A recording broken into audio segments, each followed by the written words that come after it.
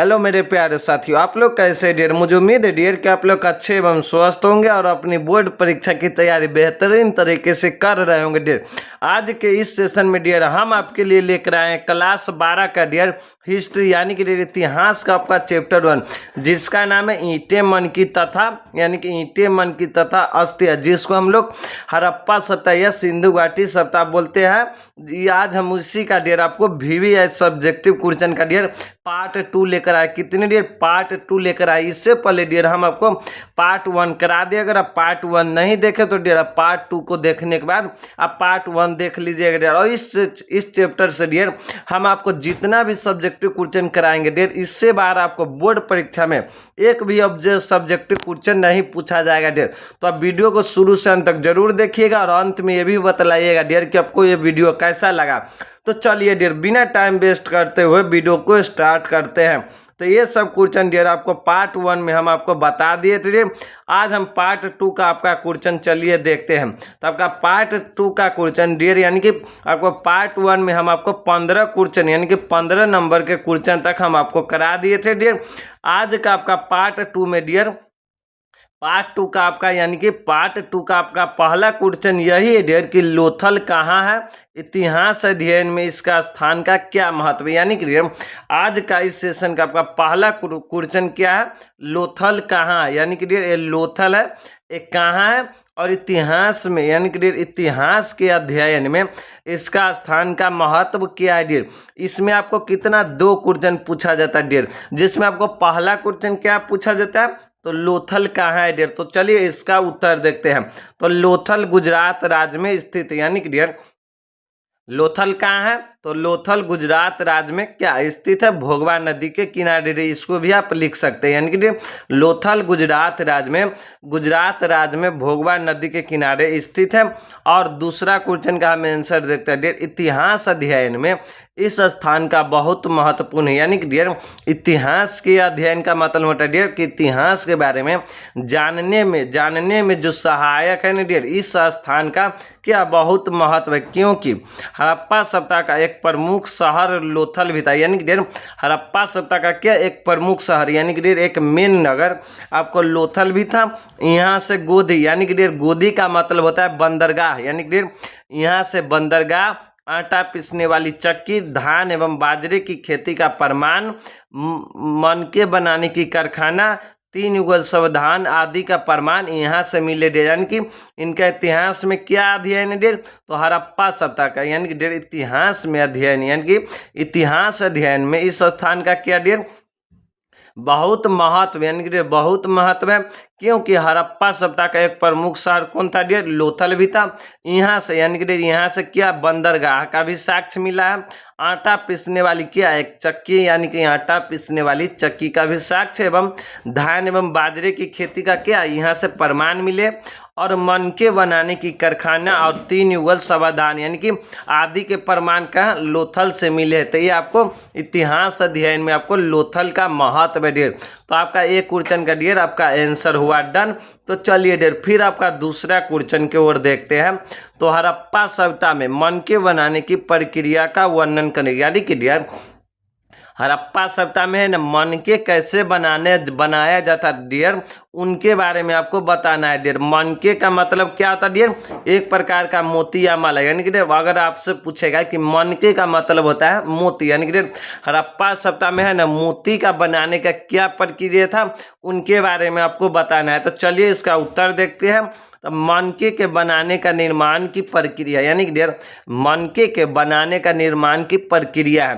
तो मनकों को कनोलियन यानी कि डियर मनकों का है ना कनोलियल, सुंदर लाल रंग का पत्थर, जैस्पर, सिलखरी आदि से बनाया जाता था। यानी कि डियर मनकों को किससे बनाया जाता था, यानी कि मनके के डियर किससे बनाया जाता था, तो कनोलियन के सुंदर जो लाल रंग का पत्थर था उससे, जैस्पर, सिलखरी यानी कि जैस्पर भी एक प्रकार का आपको पत्थर है, सिलखरी भी एक प्रकार का मुलायम पत्थर है, आदि से आपको क्या मनके बनाया जाता था। और दूसरा डियर तांबा, कांस्य, सोने, शंख और पक्की मिट्टी सभी का प्रयोग मनके बनाने में होता था डियर।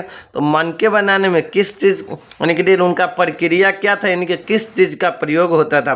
तो पहला था कनोलियन सुंदर लाल रंग का पत्थर, जैस्पर और सिल्खर आदि से पत्थरों से भी बनाया जाता था। दूसरा नंबर में था तांबा से, कांस से, सोने से, शंख और पक्की मिट्टी यानी कि पक्की हुई मिट्टी सभी का प्रयोग मनके बनाने में होता था।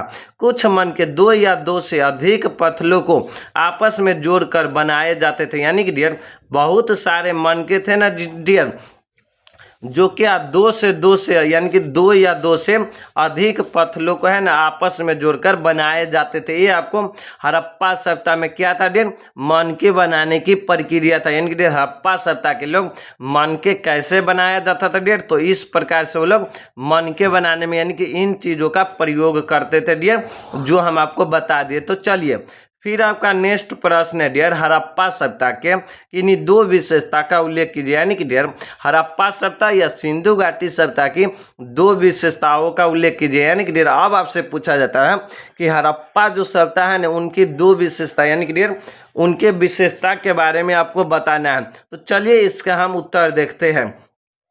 हड़प्पा सभ्यता की दो विशेषता निम्नलिखित है। यानी कि डियर हड़प्पा सभ्यता का दो विशेषता यानी कि विशेषता है ना डियर निम्नलिखित है, जिसमें आपको पहला विशेषता क्या डियर यहाँ की सड़क है। यानी कि डियर हड़प्पा सभ्यता का पहला व्यवस्था यानी कि पहली विशेषता यह था कि सड़क, यानी कि डियर हड़प्पा सभ्यता का पहली विशेषता था सड़क। इस सभ्यता में पहले सीधी एवं चौड़ी सड़क बनाए जाते थे। यानी कि डियर इस सभ्यता में है ना पहले सीधी एवं चौड़ी सड़कें बनाए जाते थे, फिर सड़क के दोनों तरफ नाला बनाया जाता था और उस नाला को पत्थर से ढक दिया जाता था। यानी कि डियर जो हड़प्पा सभ्यता के पहला विशेषता क्या था, इनकी सड़क, यानी कि इस सभ्यता में पहले क्या डियर सीधी एवं चौड़ी सड़क का क्या निर्माण किया जाता था, फिर सड़क के दोनों तरफ डियर यानी कि दोनों तरफ क्या नल्ले का निर्माण किया जाता था और उस नल्ले को क्या पत्थर से यानी डियर मान लीजिए जैसे पत्थर से आपको ढक दिया जाता था। फिर सड़क के दोनों तरफ बस्ती को बनाया जाता था। यानी कि डियर फिर सड़क क्या है ना दोनों तरफ क्या इस प्रकार से डियर घर को क्या बनाया जाता था और यहाँ के सड़कें एक दूसरे को क्या समकोण पर काटता था। यानी कि यहाँ की जो सड़कें थे वो एक दूसरे को है ना समकोण पर काटता था। ये आपको हड़प्पा सभ्यता की पहली विशेषता था। चलिए दूसरी विशेषता हम देखते हैं डियर जल निकासी व्यवस्था प्रणाली। अगर डियर आपसे पूछे बोर्ड परीक्षा में कि हड़प्पा सभ्यता का या सिंधु घाटी सभ्यता के विशेषता के बारे में आप वर्णन कीजिएगा, तो आप पहले लिखिएगा डियर सड़क व्यवस्था, यानी कि डियर उनकी सड़क व्यवस्था के बारे में लिखिएगा, फिर उनके जल निकासी प्रणाली की व्यवस्था के बारे में लिखिएगा, फिर आपको डियर अन्नागार के बारे में आपको लिखना है, फिर आपको डियर यानी कि उनका नगर नियोजन कैसे किया गया था उनके बारे में लिखना है। एक क्वेश्चन आपको बार बार बोर्ड परीक्षा में डियर 5 नंबर में भी पूछा जाता है डियर, तो इसको आप जरूर याद रखिएगा कि हड़प्पा सभ्यता का विशेषता क्या था। तो दूसरा पहला विशेषता हम देखें डियर सड़क और दूसरी इनकी व्यवस्था जल निकासी प्रणाली। तो हड़प्पा सभ्यता का एक प्रमुख विशेषता इसका यानी कि डियर इसका जल निकासी प्रणाली भी था। हड़प्पा सभ्यता का एक प्रमुख विशेषता क्या था डियर, तो इसका जल निकासी प्रणाली भी था, क्योंकि यहाँ का नाला योजनाबद्ध तरीके से बनाया गया था। यानी कि डियर जो हड़प्पा सभ्यता का जो नल्ला था डियर योजनाबद्ध यानी कि डियर एक प्लानिंग के अनुसार यहाँ की नलों का निर्माण किया गया था।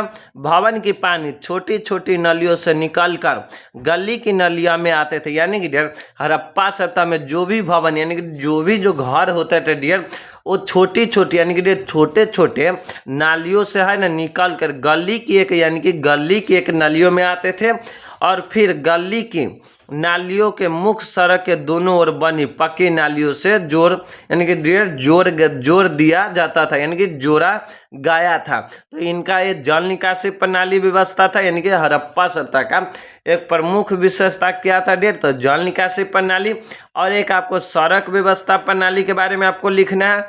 और एक डियर अगर आपसे 5 नंबर में पूछ दिया जाए डियर तो आप किनके बारे में लिख दीजिएगा, अन्नागार के बारे में और इनका नगर नियोजन के बारे में लिख दीजिएगा, तो आपको 5 नंबर मिल जाएगा डियर। तो ये आपको हड़प्पा सभ्यता का विशेषता था। चलिए फिर हम देखते हैं डियर, नेक्स्ट आपका प्रश्न है मोहनजोदड़ो से अन्नागार के विषय में, यानी कि डियर मोहनजोदड़ो यानी यहाँ पर मोहनजोदड़ो के अन्नागार के विषय में आप क्या जानते हैं। यानी कि डियर अब आपसे पूछा जाता है कि मोहनजोदड़ो में जो अन्नागार का जो अवशेष मिला है डियर, उनके बारे में आप क्या जानते हैं, इनके बारे में आप बताइए।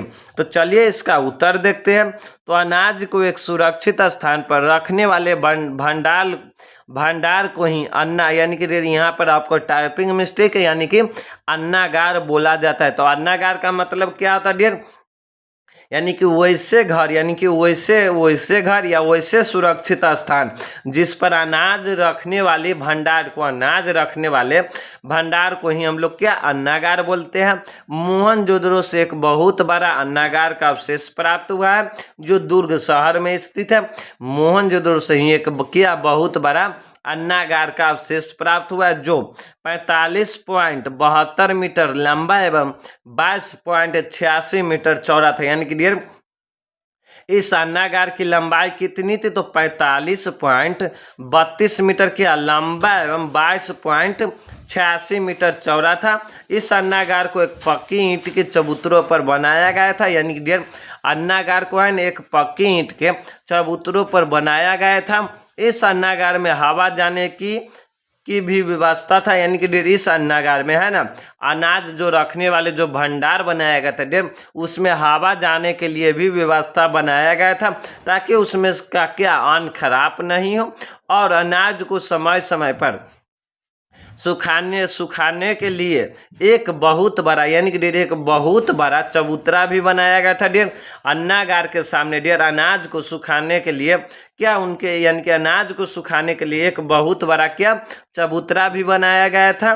कुछ विद्वानों का मानना है कि अन्नागार का प्रयोग सरकार के द्वारा अनाज को इकट्ठा या जमा करने के लिए किया जाता था। यानी कि डियर जो हड़प्पा सभ्यता में जो हम लोगों को अन्नागार का अवशेष मिला डियर, तो एक कुछ विद्वानों का मानना है कि अन्नागार का प्रयोग सरकार के द्वारा है ना अनाज को क्या इकट्ठा यानी कि इकट्ठा या जमा करने के लिए किया जाता था और या अनाज कर यानी कि टैक्स के रूप में लिया जाता था। ये कुछ विद्वानों को मानना है कि अन्नागार का प्रयोग इसीलिए किया जाता था डियर कि हड़प्पा सभ्यता का जो सरकार होते थे डियर जो कर के रूप में यानी कि डियर टैक्स के रूप में वो लोग अनाज लेते थे और उस अनाज को है ना इसी अन्नागार में रखते थे डियर कर यानी कि पैसे के रूप में आपको क्या अनाज लेते थे हड़प्पा सभ्यता का क्या सरकार बोले या यानी कि वहाँ के राजा कर के यानी कि टैक्स के रूप में अनाज लिया करते थे। ये आपको अन्नागार के बारे में था। मोहनजोदड़ो के अन्नागार के विषय में आप क्या जानते डियर, अगर आपसे क्वेश्चन पूछ दे कि अन्नागार के बारे में आप बताइए डियर, तो इसको आप लिख दीजिएगा। तो चलिए डियर फिर आपका नेक्स्ट प्रश्न है डियर, और ये सबसे आसान प्रश्न है, सिंधु घाटी सभ्यता को हड़प्पा सभ्यता क्यों कहा जाता है। यानी कि डियर जो सिंधु घाटी सभ्यता है ना उसको हड़प्पा सभ्यता क्यों कहा जाता है डियर। अगर आपको इस तरीके से भी क्वेश्चन पूछ दिया जाता है डियर कि हड़प्पा सभ्यता को सिंधु घाटी सभ्यता क्यों बोला जाता है डियर, तो चलिए इसका हम उत्तर देखते हैं। तो सिंधु घाटी सभ्यता को हड़प्पा सभ्यता इसीलिए कहा जाता है, यानी कि डियर जो सिंधु घाटी जो सभ्यता है ना डियर इसको हड़प्पा सभ्यता इसीलिए कहा जाता है क्योंकि हड़प्पा नामक स्थान पर ही इस सभ्यता की शुरुआती अवशेष मिले थे। यानी कि डियर जो हड़प्पा सभ्यता के जो बारे में हमें को जानकारी मिला डियर वो सबसे पहले डियर आपको हड़प्पा नामक स्थान से ही हमें हड़प्पा सभ्यता के बारे में जानकारी मिला, यानी कि पहला अवशेष यानी कि शुरुआती अवशेष मिले और पूरे सिंधु घाटी सभ्यता के बारे में हमें पता चला डियर। इसीलिए आपको सिंधु घाटी सभ्यता को हड़प्पा सभ्यता कहा जाता है डियर। तो अब आपको समझ में आ गया होगा डियर कि सिंधु घाटी सभ्यता को हड़प्पा सभ्यता क्यों कहा जाता है डियर। तो सिंधु घाटी सभ्यता को हड़प्पा सभ्यता इसीलिए कहा जाता है क्योंकि हड़प्पा नामक स्थान पर ही इस सभ्यता का क्या डियर शुरुआती अवशेष यानी कि डियर हड़प्पा नामक स्थान से ही है ना इस पूरे सिंधु घाटी सभ्यता के बारे में हम लोगों को पता चला डियर, और इसीलिए इस सभ्यता को क्या हड़प्पा सभ्यता कहा जाता है डियर। तो चलिए डियर ये आपको यानी कि डियर 2 नंबरी प्रश्न कितना था डियर 20 था डियर, जिसमें हम आपको 15 ऑब्जेक्टिव यानी कि डियर 15 2 नंबरी प्रश्न डियर आपको पार्ट 1 में करा दिए थे डियर, और आपको पार्ट 2 में 5 और सब्जेक्टिव क्वेश्चन कराए डियर, तो टोटल आपको 20 हो गया डियर। तो चलिए डियर फिर हम देखते हैं डियर दीर्घ उत्तरीय प्रश्न, यानी कि डियर लॉन्ग आंसर टाइप क्वेश्चन, यानी कि डियर दीर्घ उत्तरीय प्रश्न जो आपको बोर्ड परीक्षा में डियर 5 नंबर का पूछा जाता है डियर, और इनकी कुल संख्या यानी कि डियर ये टोटल प्रश्न डियर आपको 20 नंबर का आपको दीर्घ उत्तरीय प्रश्न आपको बोर्ड परीक्षा में पूछा जाता है डियर, और 30 नंबर का प्रश्न आपको डियर 2 नंबर यानी कि डियर लघु उत्तरीय प्रश्न पूछा जाता है, और 20 नंबर का आपको दीर्घ उत्तरीय प्रश्न पूछा जाता है डियर। तो आपको दीर्घ उत्तरीय प्रश्न भी देखना बहुत जरूरी है डियर, और इस चैप्टर से डियर आप फिक्स कर लीजिए डियर कि लघु उत्तरीय यानी कि डियर दीर्घ उत्तरीय प्रश्न है ना आपको 5 नंबर का यानी कि हर बार पूछा जाता है डियर, और जितना यानी कि डियर हम 4 सब्जेक्टिव क्वेश्चन यानी कि 4 सब्जेक्टिव क्वेश्चन में आपको दीर्घ उत्तरीय प्रश्न कराएंगे डियर, और इससे बाहर आपको एक भी प्रश्न नहीं पूछा जाएगा डियर, यानी कि 5 नंबर आप फिक्स कर लीजिए डियर। तो चलिए हम देखते हैं डियर आपका पहला क्वेश्चन क्या है। आपका पहला क्वेश्चन यही है डियर कि हड़प्पा सभ्यता का नगर नियोजन प्रणाली का विस्तार विवेचना कीजिए, यानी कि डियर हड़प्पा सभ्यता का नगर नियोजन यानी कि डियर हड़प्पा सभ्यता की जो टाउन की प्लानिंग है ना डियर कैसे किया गया था, यानी कि डियर हड़प्पा सभ्यता का नगर नियोजन यानी कि उनकी टाउन की प्लानिंग कैसे था डियर, इनके बारे में आपको बताना है डियर। तो चलिए हम इसका उत्तर देखते हैं। तो हड़प्पा सभ्यता का नगर नियोजन एक प्रमुख विशेषता था, यानी कि डियर हड़प्पा सभ्यता का है ना नगर नियोजन किया था एक प्रमुख विशेषता था डियर। यहाँ पर नगर नियोजन डियर यानी कि टाउन की प्लानिंग बहुत बेहतरीन तरीके से किए गए थे डियर। मैं आपको बताता हूँ, चलिए इसका उत्तर यानी कि इसका उत्तर मैं दिखाता हूँ डियर इनका नगर नियोजन प्रणाली कितनी बेहतरीन तरीके से किया गया था। यहाँ के नगर नियोजन प्रणाली योजनाबद्ध तरीका से किया गया था, यानी कि डियर यहाँ की है ना नगर नियोजन यानी कि टाउन की प्लानिंग किया एक योजनाबद्ध यानी कि एक योजना तरीके से किया गया था जो निम्न है डियर। तो सबसे पहले चलिए हम देखते हैं डियर हड़प्पा यानी कि डियर हड़प्पा सभ्यता में शहर के 2 भागों में विभाजित किया गया था, यानी कि डियर हड़प्पा सभ्यता में शहर के कितने 2 भागों में विभाजित किया गया था। मान लीजिए डियर क्या एक ये शहर है डियर, तो इस हड़प्पा सभ्यता में है ना प्रत्येक शहर के 2 भागों में क्या यानी कि विभाजित किया गया था, जिसमें डियर पहला शहर क्या था डियर, मान लीजिए पहला शहर था दुर्ग यानी कि डियर पहला शहर दुर्ग था, और दूसरा शहर डियर यानी कि ये निचला शहर यानी कि दूसरा शहर है ना ये निचला शहर मान लीजिए, यानी कि इससे निचला शहर और दुर्ग शहर में डियर यानी कि डियर ये मान लीजिए दुर्ग शहर है ना, तो इसमें अधिकारी लोग रहते थे, यानी कि डियर जो राजतंत्र या मान लीजिए डियर उस समय यानी कि राजतंत्र था या कैसा भी उनका शासन प्रणाली था, शासन करने की कैसा प्रणाली था इनके बारे में कोई यानी कि ठोस सबूत नहीं मिलता है डियर। तो इनके कारण आप समझ लीजिए कि दुर्ग शहर में है ना अधिकारी लोग यानी कि डियर राजा महाराजा लोग रहते थे या उनका कार्यकर्ता रहते थे, और निचला शहर यानी कि ये जो निचला शहर था यहाँ पर आम आदमी यानी कि मिडिल क्लास लोग रहते थे, यानी कि आम जनता लोग आपको क्या निचला शहर में रहते थे डियर। तो ये आपको नगर नियोजन का डियर पहला तरीका था, यानी कि यहीं की नगर नियोजन यानी कि यहाँ के नगर नियोजन प्रणाली के आपको पहला तरीका था, यानी कि इनका नगर नियोजन जो प्रणाली था इस प्रकार से किया गया था डियर। फिर हम चलिए देखते हैं डियर दूसरा नंबर में क्या था, यानी कि सड़क यानी कि क्या सड़क हड़प्पा सभ्यता में पहले सीधी एवं चौड़ी सड़कें बनाए जाते थे डियर। हड़प्पा सभ्यता में पहले क्या सीधी मान लीजिए सीधी एवं क्या चौड़ी सड़क बनाए जाते थे। यहाँ के सड़क एक दूसरे को क्या डियर समकोण पर काटते थे, यानी कि यहाँ के जो प्रत्येक शहर थे वो एक दूसरे को क्या मान लीजिए यानी कि ऐसे समकोण पर काटते थे। फिर सड़क के दोनों तरफ नल्ला बनाया जाता था, यानी कि सड़क क्या है ना दोनों तरफ क्या यानी कि इस प्रकार से आपको नल्ले का निर्माण किया जाता था, और उस नल्ला को पत्थर से ढक दिया जाता था डियर, यानी कि इस नल्ला को ना पत्थर से ढक दिया जाता था ताकि क्या गंदगी नहीं निकले। फिर सड़क के दोनों तरफ बस्ती को बनाया जाता था। यहाँ के सड़क को साफ सफाई का समुचित ध्यान रखा जाता था।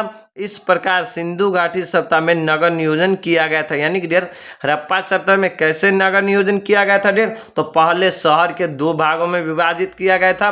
फिर यहाँ पर क्या सड़क बनाए जाते थे, फिर सड़क के दोनों तरफ नाले बनाए जाते थे, फिर नाले को दोनों तरफ से यानी कि डियर ढक दिया जाते थे, फिर नाले के दोनों तरफ डियर क्या बस्ती को बसाया जाता था डियर। तो ये आपको इनका नगर नियोजन यानी कि डियर इनकी टाउन की प्लानिंग था डियर। फिर हम देखते हैं इनका जल निकासी यानी कि तीसरा नंबर में है इनकी जल निकासी प्रणाली। तो इस सभ्यता का एक प्रमुख विशेषता इसका जल निकासी प्रणाली भी था, यानी कि डियर हड़प्पा सभ्यता का एक प्रमुख विशेषता क्या था, इनका जल निकासी प्रणाली, क्योंकि यहाँ का नाला योजनाबद्ध तरीकों से बनाया गया था यानी कि डियर यहाँ की जो नाला था ना एक योजना के अनुसार बनाया गया था। जैसे में भवन की पानी छोटी छोटी नालियों से निकलकर गली की नाला में आता था, यानी कि जो घर की पानी है ना पहले छोटे छोटे यानी कि छोटी छोटी नालियों से निकलकर एक गली यानी कि एक गली क्या है ना नलियों में आता था, और गली की नलियों को मुख्य रूप से सड़क के दोनों ओर बनी पक्की नलियों से जोड़ा गया था। यानी कि गली में पहले भवन के पानी किस में आता था, तो छोटी छोटी नलियों में, और जो छोटी नलियों था यानी कि जो छोटी छोटी नलियों में फिर छोटे छोटी नलियों से डियर गली के नलियों में आता था, और उस गली के जो नलिया था डियर उसको है ना डियर जो सड़क यानी कि जो सड़क जो बने थे डियर, और जो सड़क के डियर जो मुख्य तरफ जो दोनों नाले बनाया गया था डियर उस नालियों में छोड़ दिया जाता था, और इन नालाओं को पक्की ईंटों से बनाया गया था। नाला को पत्थर के द्वारा ढक दिया जाता था, यानी कि इनका जल निकासी प्रणाली में जो यानी कि इनका जल निकासी प्रणाली है ना बहुत ही बेहतरीन तरीके से किया गया था। नाला को भी यानी कि नाला को है ना पत्थर के द्वारा ढक भी दिया जाता था, इसीलिए कि नाले की गंदगी बाहर न निकले, यानी कि नाला को इसलिए डियर ढक दिए जाते थे कि इस नाले में है ना यानी कि गंदगी नहीं निकले। और ये आपको डियर जल निकासी प्रणाली था, यानी कि इनका जो नगर नियोजन यानी कि इनकी टाउन की प्लानिंग डियर यानी कि इनका टाउन की प्लानिंग पहले कैसे किया गया था। तो पहले डियर आपको क्या किया जाता था, तो सड़क के दो भागों में विभाजित यानी कि जो नगर था उनको दो भागों में विभाजित किया गया था, फिर वहाँ पर क्या सड़क का निर्माण किया जाता था, फिर वहाँ पर डियर जल निकासी प्रणाली बनाया जाता था डियर यानी कि जल निकासी, फिर डियर वहाँ पर स्नानागार बनाया जाता था, यानी कि डियर स्नानागार बनाया जाता था डियर जो जहाँ पर लोग स्नान करते थे। मोहनजोदड़ो का एक प्रमुख सार्वजनिक स्थल स्नानागार है, यानी कि डियर मोहनजोदड़ो का एक प्रमुख सार्वजनिक यानी कि डियर पब्लिक जो सभी लोग यूज कर सकते हैं डियर उसको हम लोग सार्वजनिक स्थल यानी कि डियर सरकारी हम लोग जिसको बोलते हैं। एक क्या था स्नानागार है जो दुर्ग शहर में स्थित है, यानी कि डियर स्नानागार आपको दुर्ग शहर में स्थित है। यह स्नानागार 39 फीट लंबा एवं 23 फुट चौड़ा एवं 8 फुट गहरा, यानी कि डियर ये जो स्नानागार था डियर तो 39 फीट लंबा एवं 23 फुट चौड़ा एवं 8 फुट गहरा है। इसमें उतरने के लिए उत्तर एवं दक्षिण की ओर सीढ़ियां बनाए गए थे, यानी कि डियर जो स्नानागार था उसमें उतरने के लिए उत्तर और दक्षिण की ओर क्या सीढ़ियां बनाए गए थे। स्नानागार का फर्श पक्की ईंटों से बनाया हुआ था, यानी कि स्नानागार का जो फर्श था यानी कि जो पक्का था वो पक्की ईंटों से बनाया गया था।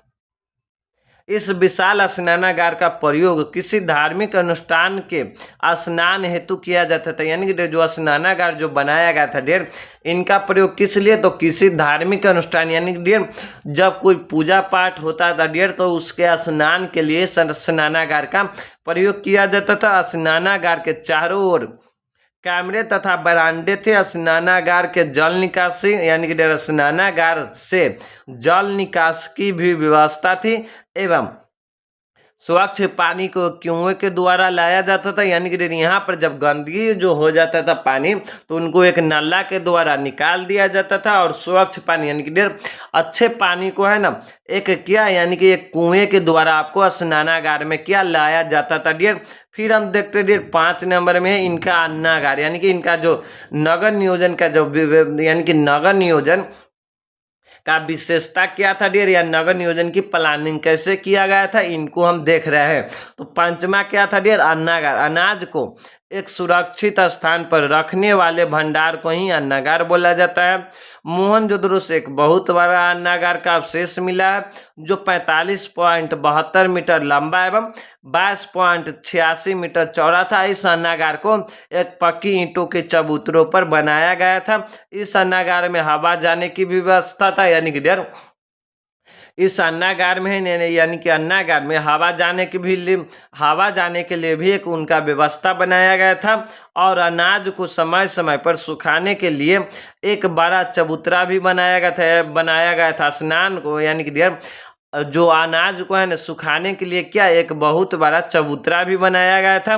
कुछ विद्वानों का मानना है कि अन्नागार का प्रयोग सरकार के द्वारा अनाज को इकट्ठा करने यानी कि इकट्ठा या जमा करने के लिए किया जाता था और यह अनाज टैक्स के रूप में लिया जाता था। डियर ये आपको अन्नागार यानी कि डियर ये अन्नागार और ये सड़क व्यवस्था प्रणाली, जल निकासी प्रणाली डियर और जो शहर के जो 2 भागों में विभाजित किया गया था डियर, तो इनको आपको किस में लिखना है तो हड़प्पा सभ्यता का नगर नियोजन प्रणाली के बारे में अगर आपसे पूछे यानी कि हड़प्पा सभ्यता का नगर नियोजन प्रणाली के विस्तार से विवेचना कीजिए डियर।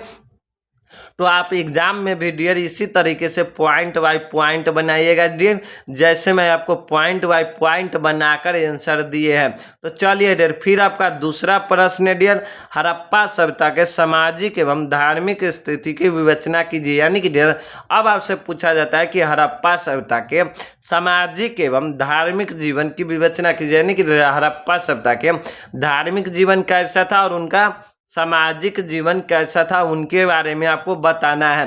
तो चलिए डियर हम इसका उत्तर देखते हैं। हड़प्पा सभ्यता का सामाजिक एवं धार्मिक स्थिति निम्न है। यानी कि हड़प्पा सभ्यता का सामाजिक एवं क्या धार्मिक स्थिति निम्न है डियर, जिसमें हम आपको देखते हैं पहले उनका सामाजिक जीवन कैसा था। यानी कि डियर हड़प्पा सभ्यता के लोगों का सामाजिक जीवन कैसा था इनके बारे में देखते हैं, फिर हम देखेंगे डियर उनका धार्मिक जीवन के बारे में। तो हड़प्पा सभ्यता का सामाजिक जीवन बहुत ही उत्तम था। यानी कि डियर हड़प्पा सभ्यता का जो लोग था ना डियर उनका सामाजिक जीवन क्या बहुत ही उत्तम यानी कि डियर बहुत ही अच्छा था। इस सभ्यता के लोग आपस में मिलजुल कर रहते थे। यानी कि डियर हड़प्पा सभ्यता के जो लोग थे डियर वो लोग क्या आपस में मिलजुल यानी कि डियर भाईचारे बनाकर रहते थे डियर और एक दूसरे से क्या यानी कि डियर झगड़ा उगड़ा नहीं करते थे और वो लोग आपस में मिलजुल कर रहते थे। उनका सामाजिक जीवन सुखी एवं सुविधापूर्ण था। यानी कि डियर इनका सामाजिक जीवन कैसा था, सुखी था और सुविधापूर्ण यानी कि डियर प्रत्येक सुविधा इनके पास में था। उत्खनन से प्राप्त बहुसंख्यक नारी मूर्तियां की प्राप्ति से संकेत मिलता है। यानी कि डियर जब उत्खनन हुआ हड़प्पा सभ्यता में तो उस उत्खनन से है ना प्राप्त बहुसंख्यक यानी डियर बहुत भारी संख्या में जो नारिया की जो मूर्ति जो प्राप्त हुआ है डियर, तो वो संकेत मिलता है यानी कि उससे संकेत मिलता है कि उनकी परिवार मातृसत्तात्मक था। यानी डियर जो हड़प्पा सभ्यता का जो लोग था डियर तो उनका परिवार यानी कि डियर उनका परिवार कैसा था तो मातृसत्तात्मक परिवार। यानी कि डियर मातृसत्तात्मक परिवार का मतलब होता है डियर कि वैसा परिवार जिसमें डियर क्या माता को सर्वश्रेष्ठ माना जाता है और कोई भी काम में डियर यानी कि माता जो डिसीजन लेता है या उनके आज्ञा के अनुसार कोई भी काम होता है डियर, यानी कि वैसे परिवार में जिस परिवार में डियर माता की आज्ञा के अनुसार सभी काम होता है और उस परिवार में माता को सर्वश्रेष्ठ मानते हैं और माता का क्या यानी कि डियर ज़्यादा बोल चाल रहते हैं डियर, तो उन परिवार को हम लोग क्या कहते हैं तो मातृसत्तात्मक परिवार। यानी कि डियर हड़प्पा सभ्यता के लोगों को मातृसत्तात्मक परिवार था। हड़प्पा सभ्यता के लोग शाकाहारी तथा मांसाहारी दोनों प्रकार का भोजन करते थे। यानी कि डियर इस जो सभ्यता का जो लोग था डियर तो वो शाकाहारी भोजन भी करता था और मांसाहारी दोनों प्रकार का भोजन करते थे। खुदाई से प्राप्त सुइयों के अवशेष संकेत देते हैं कि ये लोग सिले हुए वस्त्र पहनते थे। यानी कि डियर जो खुदाई में जो हम लोगों को जो सुइया मिला है तो उनके अवशेष हमें संकेत देते हैं कि ये लोग क्या सिले हुए वस्त्र पहनते थे। यहाँ की स्त्रियाँ जूड़ा बांधती थी। यानी कि डियर हड़प्पा सभ्यता का जो स्त्री थे वो क्या जूड़ा बांधती थी तथा पुरुष लंबे लंबे बाल तथा दाढ़ी मूछ रखते थे। यानी कि डियर हड़प्पा सभ्यता का लोग भी क्या पुरुष यानी कि पुरुष लोग थे जो लंबे लंबे बाल तथा दाढ़ी मूछ रखते थे।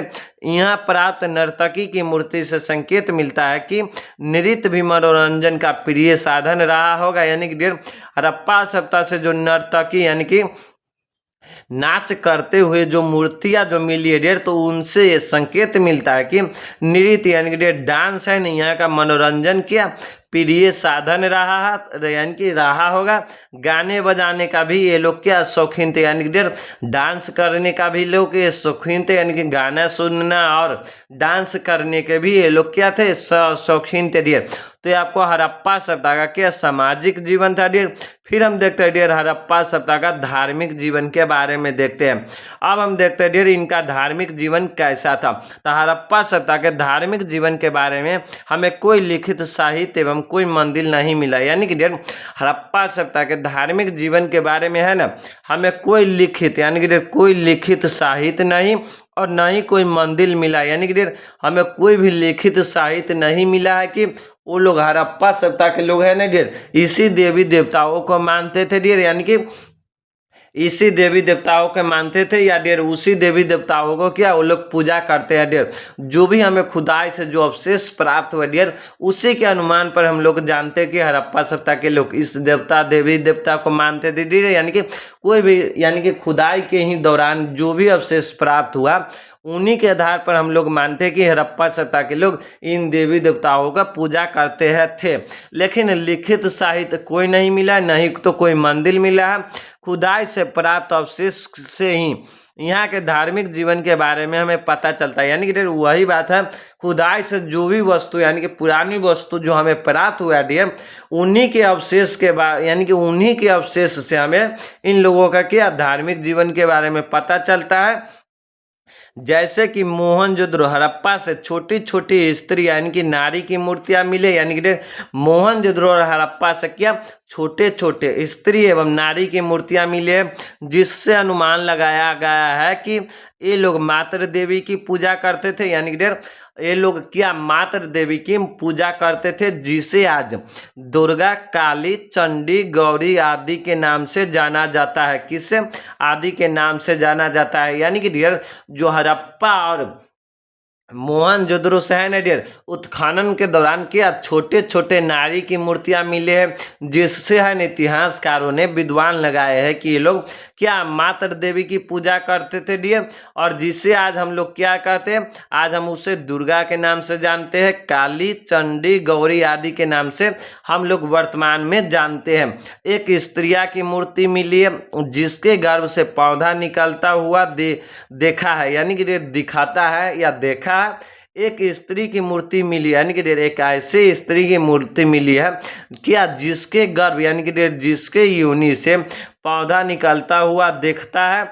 उसे ही हड़प्पावासी यानी कि उसे हड़प्पावासी धरती की देवी मानकर पूजा करते थे। यानी कि जो हमें जो एक मूर्ति मिले डियर जिसके योनि से यानी कि डियर जिसके गर्भ से पौधा निकलता हुआ देखा गया डियर, तो ये इतिहासकारों ने अनुमान लगाया डियर कि उससे है ना हड़प्पावासी धरती देवी यानी कि धरती माता के मान करके ये लोग पूजा करते थे। एक ऐसी मुद्रा प्राप्त हुआ है जिसमें 3 मुख वाला एक पुरुष योग यानी कि एक ऐसी मूर्तियां प्राप्त हुआ है जिसमें 3 मुख वाला क्या एक पुरुष योग मुद्रा में बैठा हुआ है। किसमें एक योग मुद्रा यानी कि तपस्या करने के योग मुद्रा में बैठा यानी कि तपस्या कर रहा है, जिसकी तुलना पशुपति महादेव से किया गया है।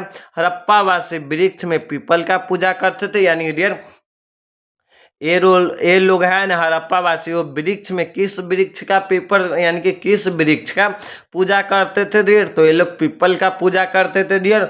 और वर्तमान समय में डियर हम हिंदू लोग हैं ना पीपल का पेड़ का क्या पूजा करते थे यानी कि पूजा करते हैं, और ये लोग भी पूजा करते थे पीपल का पेड़ के। और यह लोग कुब्बर वाले बैल यानी कि कुब्बर वाले बैल एवं नाग पूजा भी करते थे। यानी कि ये लोग है ना कुब्बर वाले बैल एवं यानी कि कुब्बर वाले बैल को और नाग का पूजा भी करते थे। बड़ी संख्या में प्राप्त ताबीज संकेत देते हैं कि ये लोग तंत्र मंत्र में भी विश्वास करते थे, यानी कि डेढ़ बड़ी संख्या में है ना ताबीज प्राप्त हुआ। डेढ़ ताबीज होता है डेढ़, यानी कि जो गर्दन में जो गोल गोल, यानी कि जो गोल एक स्टील का जो पेन्हे रहते डेढ़, उनको हम लोग क्या ताबीज बोलते हैं। तो बड़ी संख्या में प्राप्त ताबीज संकेत देते हैं कि यह लोग है ना तंत्र मंत्र में भी विश्वास करते थे। इस सप्ताह में बहुत संख्या में ईंट से बनी वेदी मिली है जो अग्नि पूजा का साक्षी, यानी कि डेढ़ साक्षी है, यानी कि साक्ष्य देते हैं। यहाँ पर टाइपिंग मिस्टेक है, यानी कि इस सप्ताह में डेढ़ बहुत भारी संख्या में है ना ईंट से है ना बनी वेदी मिली है डेढ़ जो आग की पूजा, यानी कि डेढ़ अग्नि पूजा की क्या है, यानी कि अग्नि पूजा की साक्ष्य देते हैं डेढ़। तो ये हड़प्पा सभ्यता का आपको धार्मिक जीवन था डेढ़, और ये था आपको हड़प्पा सभ्यता का सामाजिक जीवन। और आपसे क्वेश्चन क्या पूछा जाता था कि हड़प्पा सभ्यता की सामाजिक एवं धार्मिक जीवन का विवेचन, यानी कि डेढ़ उनके बारे में आप बताइए डेढ़। तो ये क्वेश्चन आपका डन हुआ डेढ़। चलिए फिर हम दूसरी क्वेश्चन की ओर चलते हैं। तो आपका दूसरा क्वेश्चन है डेढ़ हड़प्पा सभ्यता की राजनीतिक एवं आर्थिक स्थिति की विवेचना करें, यानी कि डेढ़ हड़प्पा सभ्यता के लोगों के राजनीतिक जीवन कैसा था और उनका आर्थिक जीवन कैसा था, उनके यानी कि इनके स्थिति के बारे में क्या, यानी कि इनके जीवन के जो स्थिति था उनके बारे में विवेचना कीजिए, यानी कि बताइए। तो चलिए हम इसका उत्तर देखते हैं। हड़प्पा सभ्यता की राजनीतिक एवं आर्थिक स्थिति निम्न है, यानी कि डेढ़ हड़प्पा सभ्यता का क्या राजनीतिक जीवन और आर्थिक जीवन इनका निम्न है। राजनीतिक जीवन में पहले हम देख लेते डेढ़ कि हड़प्पा सभ्यता के लोगों का राजनीतिक जीवन कैसा था। तो इस सभ्यता के राजनीतिक जीवन के बारे में हमें कोई मजबूत साक्ष्य नहीं प्राप्त हुआ है। अलग अलग इतिहासकारों ने अपना विचार दिया है, यानी कि जो हड़प्पा सभ्यता में है उनके जो राजनीतिक जीवन के बारे में डेढ़ हमें क्या कोई मजबूत साक्ष्य नहीं मिला है। अलग अलग इतिहासकारों ने डेढ़ अपना विचार दिया। क्या विचार दिया है तो चलिए हम देखते हैं। तो कई इतिहासकारों का मानना है कि मोहनजोदड़ो एवं हड़प्पा से प्राप्त दुर्ग शहर से ऐसा, यानी कि डेढ़ ऐसा अप्रतीत, यहाँ पर आपको टाइपिंग मिस्टेक है डेढ़, यानी कि कई इतिहासकारों का मानना है कि मोहनजोदड़ो एवं हड़प्पा से प्राप्त दुर्ग शहर से ऐसा प्रतीत है, यानी कि ऐसा प्रतीत है कि यहाँ की राजनीतिक व्यवस्था दुर्ग के द्वारा ही चलाया जाता था, क्योंकि दुर्ग शहर में अधिकारी लोग निवास करते थे। यानी कि डेढ़ बहुत इतिहासकारों का मानना है कि मोहनजोदड़ो एवं जो हड़प्पा से जो शहर से डेढ़ जो दुर्ग शहर जो प्राप्त हुआ है डेढ़, यानी कि जो दुर्ग शहर की जो प्राप्त हुआ है, यानी कि जो दुर्ग शहर जो प्राप्त होता है, यानी कि प्राप्त हुआ है यहाँ से, यानी कि जो दुर्ग शहर जो प्राप्त हुआ है डेढ़, तो यहीं से है ना राजनीतिक व्यवस्था दुर्गों के द्वारा, यानी कि डेढ़ जो लोग दुर्ग शहर में रहते थे डेढ़ वो लोग ही हड़प्पा में क्या शासन करते थे, क्योंकि दुर्ग शहर में क्या अधिकारी लोग निवास करते थे, यानी कि डेढ़ दुर्ग शहर में क्या बड़े बड़े लोग निवास करते थे डेढ़, और उन्हीं के द्वारा डेढ़ शासन व्यवस्था चलाया जाता था हड़प्पा सभ्यता में डेढ़। चलिए फिर हम दूसरा में देखते हैं डेढ़ बी, यानी कि डेढ़ कई इतिहासकारों का मानना है कि हड़प्पा सभ्यता का शासन व्यवस्था व्यापारी वर्गों के हाथ में ही था, यानी कि डेढ़ बहुत इतिहासकार मानते हैं कि हड़प्पा सभ्यता का जो शासन व्यवस्था था वो व्यापारी वर्ग के हाथ में था, और इन्हीं लोगों के द्वारा क्या हड़प्पा सभ्यता में शासन किया जाता था। यानी एक कुछ इतिहासकारों का मानना है कि हड़प्पा सभ्यता का जो शासन व्यवस्था था वो किन के व्यापारी वर्गों के हाथ में ही था, और इन्हीं लोगों के द्वारा हड़प्पा सभ्यता में क्या शासन किया जाता था। और कई इतिहासकारों का मानना है कि हड़प्पा सभ्यता में कोई शासन नहीं था, समाज के सभी वर्ग समान थे। यानी डेढ़ बहुत इतिहासकारों का मानना है कि हड़प्पा सभ्यता में है ना कोई शासक नहीं था, यानी कि डेढ़ कोई शासन नहीं किया जाता था, समाज के सभी वर्ग क्या एक समान थे, क्या था एक समान। और कई इतिहासकारों का मानना है कि यहाँ कोई नहीं, यानी कि डेढ़ यहाँ कोई एक नहीं बल्कि कई शासक थे। यानी डेढ़ बहुत इतिहासकार मानते हैं कि यहाँ पर है ना कोई एक शासक नहीं थे बल्कि क्या, यानी कि डेढ़ बल्कि यहाँ पर कई शासक थे, यानी कि डेढ़ कई शासक थे। मोहनजोदड़ो हड़प्पा लोथल आदि, यानी कि डेढ़ मोहनजोदड़ो हड़प्पा लोथल आदि अपने के, यानी कि डेढ़ मोहनजोदड़ो के हड़प्पा लोथल आदि, यानी कि डेढ़ हड़प्पा सभ्यता में जितने भी शहर थे ना डेढ़ उनका क्या थे डियर, यानी कि डियर उनका अलग अलग राजा होते थे डियर। ये आपको हड़प्पा सभ्यता का राजनीतिक जीवन था डियर, इनको आप देख लिए। चलिए फिर हम देखते हैं डियर हड़प्पा सभ्यता का आर्थिक जीवन, यानी कि इनका आर्थिक जीवन कैसा था डियर। तो इस सभ्यता का आर्थिक जीवन का मुख्य आधार इस प्रकार, यानी कि डियर हड़प्पा सभ्यता, यानी कि इस सभ्यता का आर्थिक जीवन यानी कि इकोनॉमिक लाइफ का मुख्य आधार, यानी कि उनका जो मुख्य आधार था ना, क्या था डियर आर्थिक जीवन का। तो पहला आधार था क्या, कृषि, यानी कि डियर कृषि था। इस यानी कि कृषि था, इस यानी कि कृषि हड़प्पा सभ्यता के लोग की आर्थिक जीवन का मूल आधार था। हड़प्पा सभ्यता के जो लोग थे डियर, तो उनका आर्थिक जीवन का मूल आधार क्या था डियर, तो कृषि था। यहाँ के भूमि बहुत उपजाऊ था, जिसके कारण अनाज रखने के लिए भंडारगृह बनाए थे। यहाँ के किसान गेहूं, जौ, धान, कपास, बाजरा, मटर एवं तिल आदि का उत्पादन करते थे। यानी कि डियर हड़प्पा सभ्यता का जो लोगों का मूल आधार क्या था डियर, तो कृषि था डियर। और ये लोग कृषि में किन किन पौधों का यानी कि किन किन चीज का उत्पादन करते थे, तो गेहूं का, जौ का, धान, कपास, बाजरा, मटर एवं तिल आदि का ये लोग उत्पादन करते थे। तो ये था डियर आपको कृषि हड़प्पा सभ्यता की अर्थव्यवस्था का क्या एक यानी कि मूल आधार था डियर। और दूसरा क्या है, पशुपालन, यानी कि डियर पशुपालन।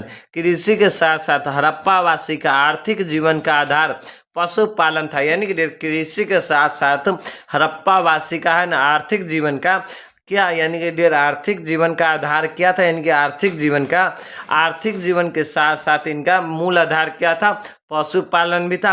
इन लोगों का गाय, बैल, भेड़, कुत्ता, हाथी, सुअर, गधा एवं ऊंट इनके प्रमुख पालतू जानवर थे। यानी कि डियर इन लोगों का क्या पालतू जानवर क्या था, यानी कि ये लोग किन जानवरों का क्या पशु यानी कि पालते थे डियर, तो गाय को बैल, भेड़, कुत्ता, हाथी, सुअर, गधा एवं ऊंट इनके यानी कि इनके क्या पालतू जानवर थे। हड़प्पा सभ्यता के लोगों का आर्थिक जीवन का दूसरा मूल इकाई क्या था डियर, तो पशुपालन था। और तीसरा हम देखते हैं डियर शिल्प तथा उद्योग धंधे, यानी कि डियर इनका हड़प्पा सभ्यता के आर्थिक जीवन का डियर यानी कि इनका जो आर्थिक जीवन था डियर, इनका मूल आधार क्या था, तो शिल्प, यानी कि डियर शिल्प तथा उद्योग धंधे। यहाँ का कुम्हार लोग मिट्टी के बर्तन बनाते थे, यानी कि डियर जो यहाँ के कुम्हार जो लोग होते थे वो क्या मिट्टी का बर्तन बनाते थे। यहाँ के यानी कि यह लोग यानी कि यह लोगों का यानी कि ये लोगों का कपड़ा बुनना एक प्रमुख उद्योग रहा है। यानी कि हड़प्पा वासी का है ना कपड़ा बनाना एक प्रमुख उद्योग था। लिपस्टिक बनाना, मनके बनाना, आभूषण बनाना आदि इनका प्रमुख उद्योग रहा था। यानी कि शिल्प उत्पादन में क्या करते थे डियर, तो कुम्हार लोग अपने हाथ से मिट्टी की बर्तन बनाते थे। और उद्योग धंधे में यानी कि इनका उद्योग धंधे क्या था, तो कपड़ा बुनना इनका पहला सबसे उद्योग था। दूसरा था लिपस्टिक बनाना, मनके बनाना, आभूषण बनाना आदि इनका प्रमुख उद्योग रहा था डियर। चलिए फिर हम डी में देखते हैं डियर व्यापार, यानी कि डियर यहाँ पर व्यापार यानी कि हड़प्पा सभ्यता के आर्थिक जीवन का एक मूल इकाई क्या था, यानी कि व्यापार भी था। इस सभ्यता के लोग यानी कि इस सभ्यता के लोग पशुपालन उद्योग धंधे के साथ साथ व्यापार भी करते थे। यानी कि हड़प्पा सभ्यता के लोग पशुपालन के साथ उद्योग धंधे के साथ साथ ये लोग क्या व्यापार भी करते थे। यह लोग स्थल मार्ग एवं जल मार्ग दोनों द्वारा व्यापार करते थे। यानी कि जो हड़प्पा वासी थे ना वो जल मार्ग से भी व्यापार करते थे और स्थल मार्ग यानी कि सड़क के द्वारा भी व्यापार करते थे। इस प्रकार हम कह सकते हैं कि हड़प्पा सभ्यता का आर्थिक जीवन का मुख्य आधार कृषि, पशुपालन, शिल्प उत्पादन, उद्योग धंधे और व्यापार भी था डियर। तो ये आपको डियर हड़प्पा सभ्यता का क्या था आर्थिक जीवन था डियर। ये आपको हड़प्पा सभ्यता के राजनीतिक जीवन के बारे में हम बताए। और क्वेश्चन आपसे पूछा गया था कि हड़प्पा सभ्यता की राजनीतिक जीवन और आर्थिक जीवन उनका कैसा था डियर। तो चलिए डियर फिर हम नेक्स्ट क्वेश्चन की ओर देखते हैं। तो नेक्स्ट क्वेश्चन है डियर हड़प्पा सभ्यता का पतन का प्रमुख कारण का उल्लेख कीजिए डियर।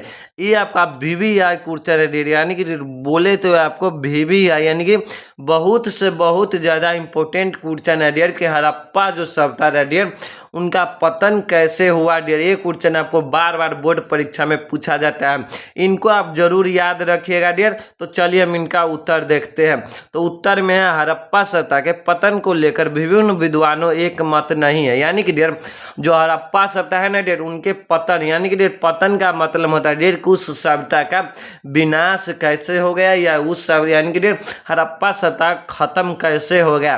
तो हड़प्पा सभ्यता के खत्म के लेकर है ना डियर विभिन्न विद्वान यानी कि सभी विद्वान है ना एक मत नहीं है। यानी कि हड़प्पा सभ्यता के जितने भी यानी कि इतिहासकार थे डियर उनका एक मत नहीं। यानी कि सभी अपना अपना विचार दिया है कि किन किन कारणों से हड़प्पा सभ्यता का अंत हुआ। यानी कि सभी लोग अपना विचार दिया है डियर। तो चलिए हम देखते हैं। तो कई इतिहासकार का मानना है, यानी कि डियर कई इतिहासकार का मानना है कि हड़प्पा सभ्यता का पतन का सबसे बड़ा कारण यह है कि नदी में अत्यधिक बाढ़ आया और पूरी सभ्यता का विनाश हो गया, क्योंकि हड़प्पा सभ्यता का ज़्यादातर नगर नदी के किनारे बसा हुआ था। यानी कि डियर बहुत सारे इतिहासकारों का यही मानना है कि हड़प्पा सभ्यता का पतन यानी कि डियर हड़प्पा सभ्यता का विनाश या हड़प्पा सभ्यता कैसे खत्म हो गया डियर, तो उनका सबसे बड़ा कारण यह था डियर कि नदी में बाढ़ आया। यानी कि नदी में क्या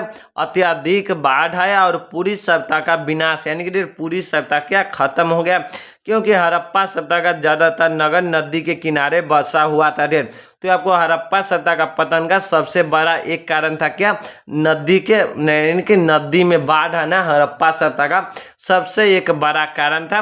और दूसरा कारण हम देखते हैं डियर, तो कई इतिहासकारों का मानना है, यानी कि डियर कई इतिहासकारों का मानना है कि हड़प्पा सभ्यता का पतन का सबसे बड़ा कारण यह है कि आर्यों का आक्रमण। यानी कि डियर हड़प्पा सभ्यता का सबसे बड़ा पतन का सबसे बड़ा कारण क्या था डियर, तो आर्यों का आक्रमण। यानी कि डियर दूसरे सभ्यता था ना डियर उनके द्वारा हड़प्पा सभ्यता पर क्या आक्रमण कर दिया, और आर्यों ने आक्रमण कर हड़प्पा सभ्यता के नगरों को ध्वस्त किया। यानी कि आर्यों लोगों ने हड़प्पा सभ्यता पर आक्रमण किया और यहाँ के नगर को ध्वस्त यानी कि यहाँ की नगरों को जला दिया। और यहाँ यानी कि वहाँ के लोग यानी कि यहाँ पर अब टाइपिंग मिस्टेक है, यहाँ के लोग यानी कि हड़प्पा सभ्यता के लोगों को मार डाला और हड़प्पा सभ्यता का पतन हो गया। ये आपको कई इतिहासकारों का मानना है डियर कि यहाँ पर है ना एक आर्यों ने आक्रमण किया और हड़प्पा सभ्यता का क्या पतन हो गया। यानी कि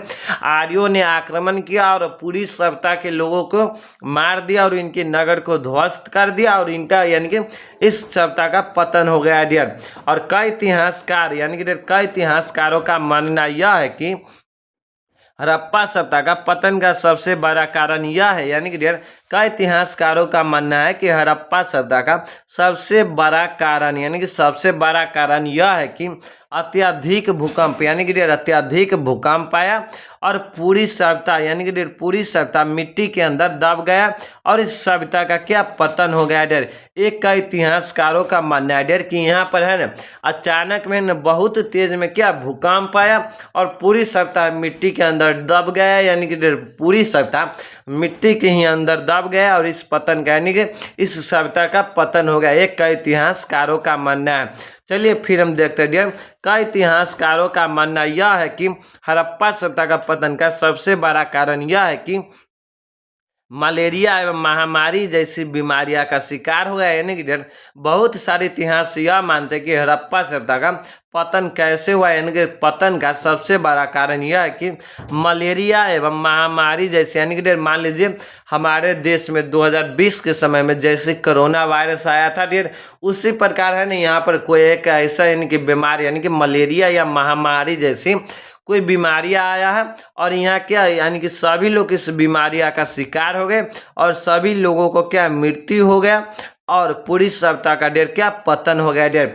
एक कई इतिहासकारों का मानना है और कई इतिहास यानी कि कई इतिहासकार का मानना है कि हड़प्पा सभ्यता का पतन का सबसे बड़ा कारण यह है कि नदियों का सूख जाना, यानी कि डियर बहुत सारे इतिहासकार यह मानते हैं कि हड़प्पा सभ्यता का पतन का एक यानी कि डियर एक यह भी कारण है कि यहाँ के नदियों का क्या सूख जाना या मार्ग बदल लेना, इसी कारण को हड़प्पा सभ्यता का पतन का कारण माना जाता है। यानी डियर इसी कारण को भी हड़प्पा सभ्यता का पतन माना जाता है। क्या डियर नदियों को सूख जाना या नदियों का क्या मार्ग, यानी कि डियर नदी अपना रास्ता बदल लेना, यह हड़प्पा सभ्यता का क्या पतन का एक कारण भी माना जाता है डियर। तो ये था डियर आपको हड़प्पा सभ्यता का पतन के कारण डियर, ये था डियर आपको हड़प्पा सभ्यता का क्या पतन के कारण डियर, जिसमें आपका पहला कारण क्या था डियर, यहाँ पर क्या यानी कि पहला कारण था डियर नदी में अत्यधिक बाढ़ आया, यह हड़प्पा सभ्यता का पतन का सबसे बड़ा कारण था, यानी कि पहला कारण था। और दूसरा कारण था डियर आर्यों का आक्रमण, और तीसरा कारण था डियर भूकंप, और चौथा कारण था डियर महामारी जैसी बीमारी, और पंचमा कारण क्या था नदियों का सूख जाना। यानी कि ये आपको मामूली हड़प्पा सभ्यता का पतन का एक कारण था डियर, और सभी इतिहासकारों ने अपना अपना क्या विचार दिया डियर। और इसी चैप्टर का साथ डियर इस चैप्टर को क्या यानी कि इसी क्वेश्चन के साथ डियर इस चैप्टर का आपको द एंड होता है डियर। इसका पीडीएफ लेना चाहता है डियर तो हमारे चैनल यानी कि टेलीग्राम चैनल को ज्वाइन कर लीजिएगा। वीडियो के डिस्क्रिप्शन में डियर मैं लिंक दे दिया हूँ डियर। अगर डियर यानी कि डियर इस चैप्टर में हम जितना भी आपको सब्जेक्टिव क्वेश्चन कराए, विश्वास रखिए डियर इससे बाहर आपको क्या एक भी सब्जेक्टिव क्वेश्चन बोर्ड परीक्षा में बाहर देख, यानी कि इस चैप्टर से आपको एक भी क्वेश्चन जो हम कराए हैं डियर क्वेश्चन उससे बाहर आपको एक भी प्रश्न बोर्ड परीक्षा में नहीं आएगा डियर। तो इस सभी क्वेश्चन को डियर आप याद रखिएगा और याद करने की कोशिश करिएगा डियर। अगर आप याद नहीं करेंगे डियर तो ये वीडियो देखने का डियर आपको कोई फायदा नहीं होगा डियर। अगर वीडियो अच्छा लगा हो डियर तो चैनल को सब्सक्राइब कीजिएगा और बेल आइकन को दबाना नहीं भूलिएगा। तब तक के लिए इतना ही डियर, धन्यवाद। फिर मिलता हूँ डियर इस चैप्टर का आपको ऑब्जेक्टिव क्वेश्चन के साथ। तब तक के लिए इतना ही, धन्यवाद। फिर मिलता हूँ अगले वीडियो में। जय हिंद, वंदे मातरम।